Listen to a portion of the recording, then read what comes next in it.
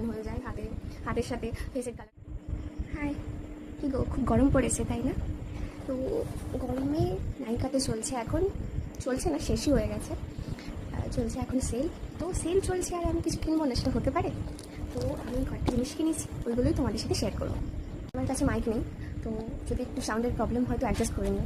তো পার্সেলটা এসেছে কালকে, আমি অলরেডি এটা ওপেন করে নিয়েছি, কারণ এক্সাইটমেন্টে ছিলাম তো ওপেন করে নিয়েছি। তো দেখাচ্ছি তোমাদের।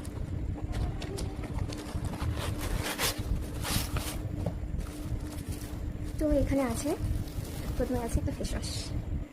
এটা হচ্ছে প্লামের green tea pore cleansing face wash.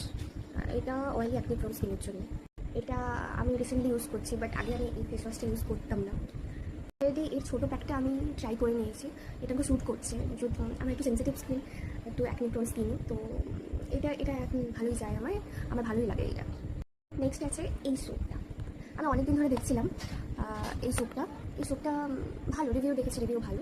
আসলে আমি কলেজে আরও যাই, এত রোদে বুঝতেই পারছো ট্যান হয়ে যায়, হাতের সাথে ফেসের কালার ম্যাচ করে না। তো আমি এই সাবানটা অনেকদিন থেকে ইউজ লিস্টে রাখার পর আজকে পারচেস করছি।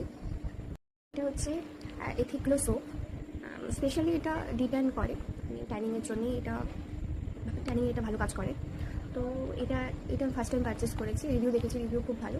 তো এটা কেমন কাজ করছে এটা আমি পরে আরেকবার তোমাদের সাথে রিভিউ শেয়ার করবো।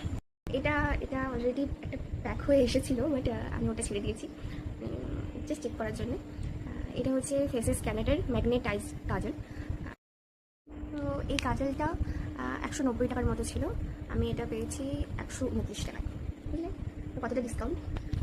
এইগুলো আমি পারচেস করেছি। আসলে এবারে বাজেটটা খুব টাইট ছিল, তাই এই কটা জিনিসই পারচেস করেছি। আবার দেখা হবে নেক্সট ভিডিওতে।